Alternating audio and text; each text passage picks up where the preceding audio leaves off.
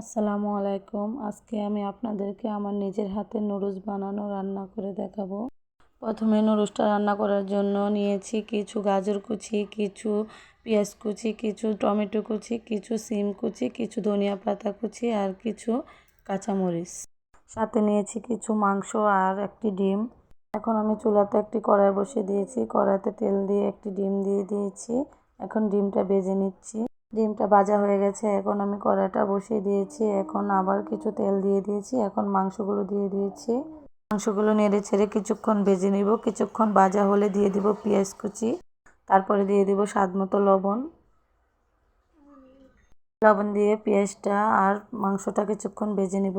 মাংসটা কিছুক্ষণ ভাজা হয়ে গেছে। এখন দিয়ে দিব সিম কুচি, সাথে দিয়ে দিব গাজর কুচি।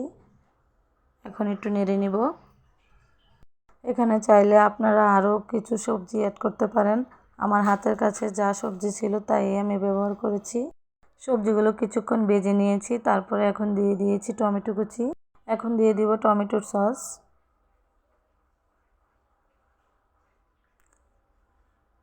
তারপর একটু নেড়ে নিব। তারপরে দিয়ে দিব দুটো ম্যাগি মশলা। এই ম্যাগি মশলাটা দিলে নুডলসের স্বাদটা অনেকটাই বেড়ে যায়, খেতে ভীষণ মজা লাগে। তারপরে দিয়ে দিব যে ডিমটা প্রথমে ভেজে রেখেছিলাম সেটা। এখন আমি দিয়ে দিব কয়েকটি কাঁচামরিচ ফালি করে নিয়েছি। আপনারা চাইলে কাঁচামরিচ কুচি করে দিতে পারেন। আমি কাঁচামরিচ কুচি করে দেইনি, কারণ আমার বাচ্চারা ঝাল খেতে পারে না, এর জন্য। দিয়ে দিব নুডলসগুলো। এই নুডলসগুলো আমি বানিয়েছিলাম।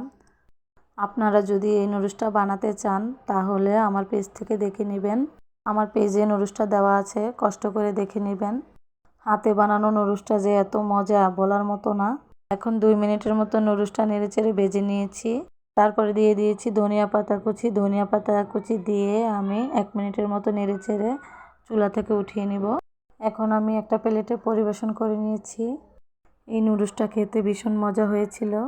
আপনারা বাসায় এভাবে নিজের হাতে নুডলস বানিয়ে রান্না করে দেখবেন, খেতে ভীষণ ভালো লাগবে। ভালো লাগলে লাইক, কমেন্ট এবং শেয়ার করে যাবেন। আল্লাহ হাফেজ।